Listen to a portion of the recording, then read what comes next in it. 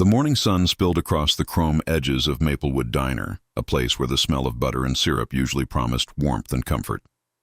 But on this particular day, the light couldn't erase the darkness that crept into the hearts of a few cruel boys.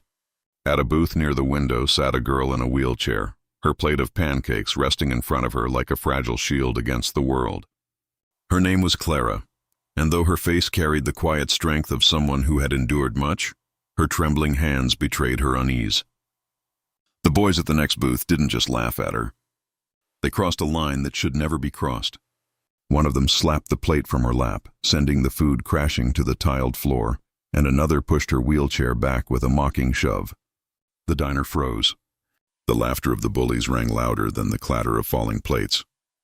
Clara's eyes welled with tears. She tried so hard to hold back, but humiliation burned hotter than pain.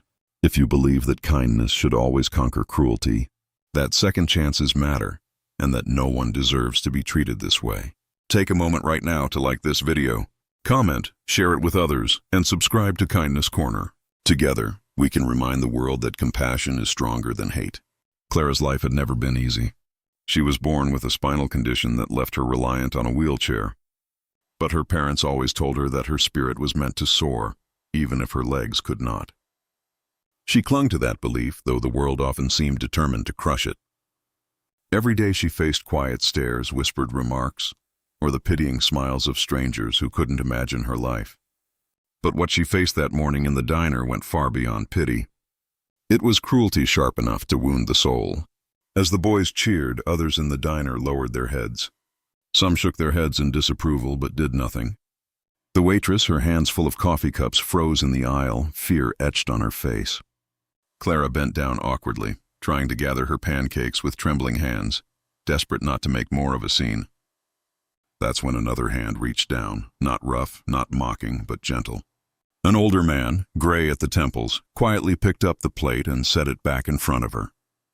"Don't mind them," he whispered, but his eyes darted nervously toward the gang of teenagers. The man's kindness was a small candle flickering in a room full of shadows. But Clara still felt exposed, broken in ways no one could see. She sat quietly after that, her appetite gone, her throat tight with unspoken words. She wanted to ask why the world worked this way, why people thought it was acceptable to torment those who were different. Her heart thudded in her chest with each burst of laughter from the bullies who now bragged loudly about their bravery, oblivious to the cruelty of their actions. Clara closed her eyes and prayed for the hour to pass quickly, for the nightmare to end. An hour later, something unexpected happened, something that shifted the entire energy of the diner. It began as a low rumble, almost like thunder. Heads turned toward the wide glass windows as the sound grew louder, more distinct. Dozens of motorcycles rolled into the parking lot, their chrome glinting under the daylight. The sight alone was enough to make conversations hush and forks freeze in midair.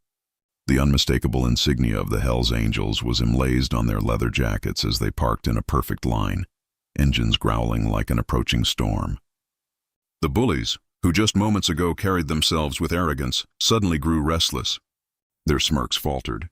Everyone knew the reputation of the Hells Angels: fierce, fearless, and unafraid to stand their ground. When the door of the diner swung open, the bell jingled softly, but the silence that followed was louder than anything. A towering man with a beard and steel-hard eyes walked in, his vest heavy with patches. Behind him came another, and then another, until the diner felt smaller, its air charged with tension. Clara's eyes widened, her pulse racing with both fear and wonder. The man at the front scanned the room, his gaze sharp as it swept over the bullies. Then his eyes softened when they landed on Clara. It was as though he understood everything without a single word being spoken. He stepped closer, his boots heavy on the tiled floor, and knelt beside her. For the first time since that morning, Clara didn't feel small. She felt seen, protected.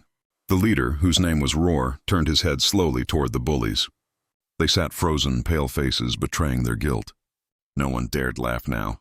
Roar's voice was low, steady, but powerful enough to cut through the silence. Though Clara couldn't hear his exact words, she saw the shame wash over the bullies' faces as their bravado melted away. One by one, they slid out of the booth and stumbled toward the exit, heads lowered, avoiding every gaze. They didn't dare meet Clara's eyes again. Outside, the motorcycles formed a wall of steel and leather, ensuring the boys' humiliation was complete before they fled. But Roar didn't stop there. He called over the waitress, placed a large bill on the table, and told her to bring Clara anything she wanted. Pancakes, milkshake, pie, the whole menu if she liked.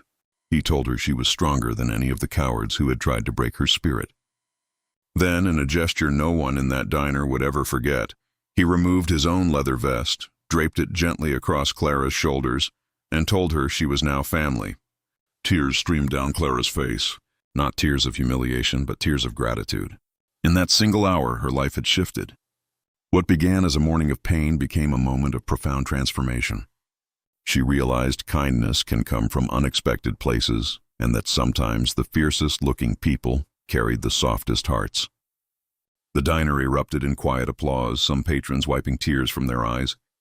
The waitress hugged Clara, promising her that she'd never again sit in that diner feeling invisible. For the first time in a long time, Clara felt a surge of hope. She realized that though cruelty existed, so did courage. And sometimes strangers could step in to rewrite the ending of your story. If this story has touched your heart and reminded you that kindness can rise even in the most unlikely of places, please take a moment to like this video, share it with friends, subscribe to Kindness Corner, and leave a comment below. Your support helps us continue spreading stories that inspire and heal. Before we end, I have one special request.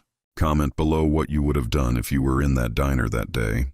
Would you have stood up for Clara? Your words might inspire someone else to act with courage when the moment comes.